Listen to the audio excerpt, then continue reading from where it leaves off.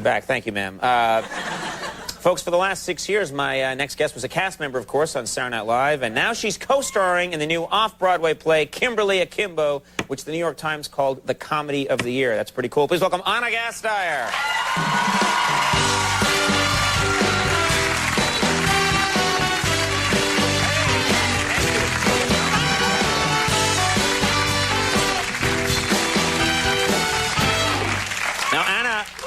You were, first of all, congratulations, because you have an 8-month-old I do. baby girl, and you had her backstage for the show, and she's gorgeous. Yes, really. I didn't deliver her backstage. Yes, yeah. You gave birth backstage at my request. Yeah. We were trying to get it on the air, but it just came so fast. No, not in time.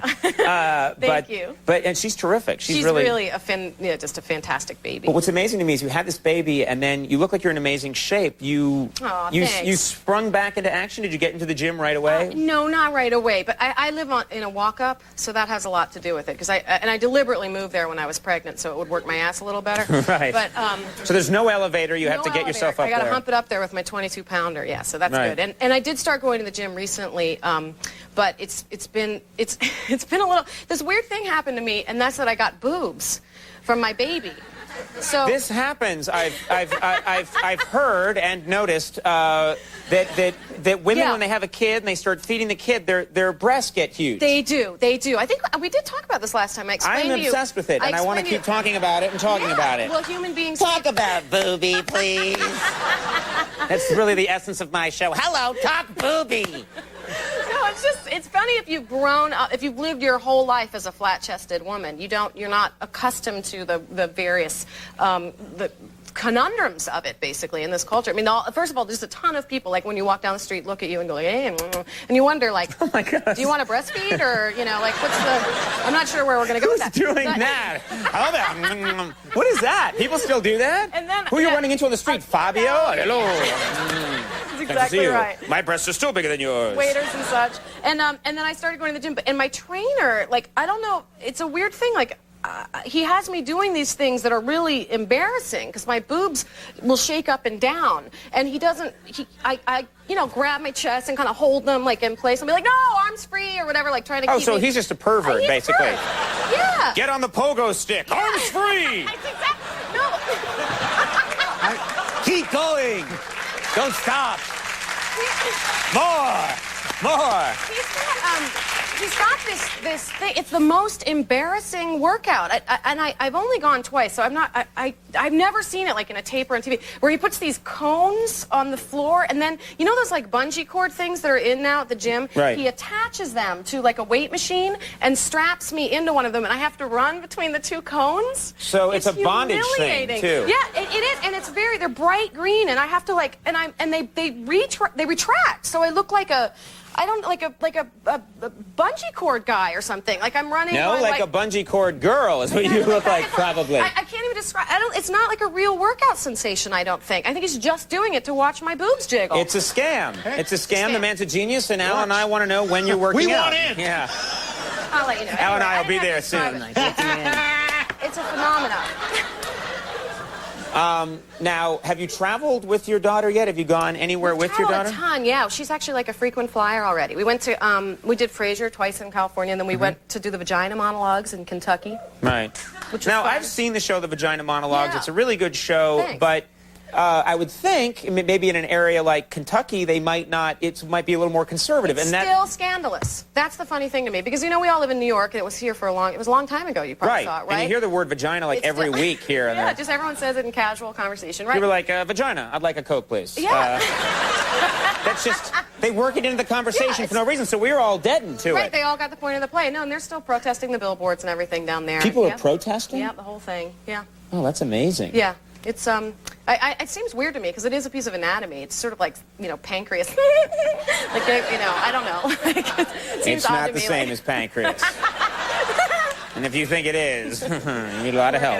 Yeah, I have babies, so I have no issue. Now with that you have a daughter, and you also I know that you have a cat. Yes. And I'm curious because I've heard stories that sometimes the pet He's doesn't not so psyched. doesn't like the new baby. No, in fact, he ritually has crapped on the same Oriental rug every day since I became pregnant, basically.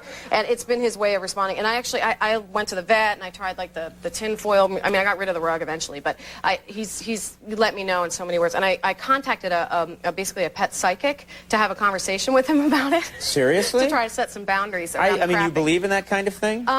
You know, I guess I do. I mean, I have some contacts in the healing community, and no, I don't. I mean, I just. I didn't know they had a community. Yeah.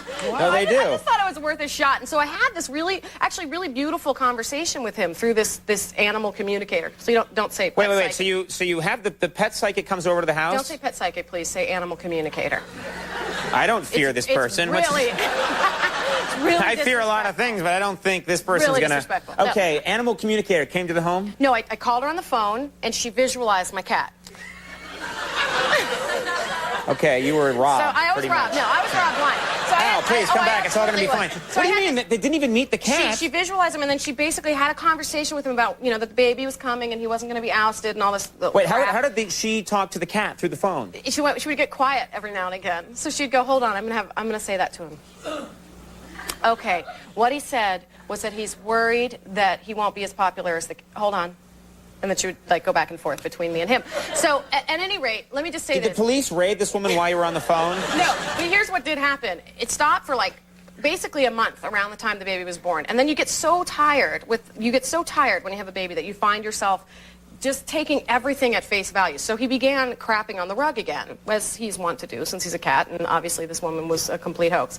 So I started talking to him as though this thing that had happened with the pet psychic were real. So I literally was so tired one morning. There was a giant dump in the middle of my Oriental rug. I'm holding a baby. I've got stuff to do. And I turned to him. I was like, we discussed this. We talked about the fact that you weren't going to crap on the carpet. The baby is not taking your place. You were going to help me. Remember that? You were going to be my partner in what we're trying to do together here with this baby. You promised me. So I'm like screaming at him. And what's the cat doing? Looking like a Cliven cat, like this, like just like dumb and round. Right, just right. Staring at me like There's you're no an dumber ass. look in the world than the look a cat will give you I know. when it's just looking up at the crazy I woman who's know. yelling at her. Except for the look and he goes, she called an animal communicator. I know. Yeah. I know. He knew I was taken. Right. How much did it cost? I'm just curious. $65. Oh, for God's You know. sake. Come to me next time. I'll communicate with your cat. You can give me 60 clams. Kimberly Akimbo is now playing at the Manhattan Theater Club in right. New York City, getting great reviews. So congratulations Thank to you. you Oh, on the that. tattoo is because I play an ex-con. I don't have this as a real tattoo. I just realized I was Right. on You were like in you did prison Mark. for a It's time, It's yeah. really, yeah. She wants to go to Miami. It looks really cool. I got to get one of those. Thanks. I had to get a tattoo removed. Oh, did you? Yeah, it said Air Supply Rules. I got it in 1975. On a Gasteyer, and we'll take a break when we come back. Dimitri Martin, stick around. It's just one of our favorites.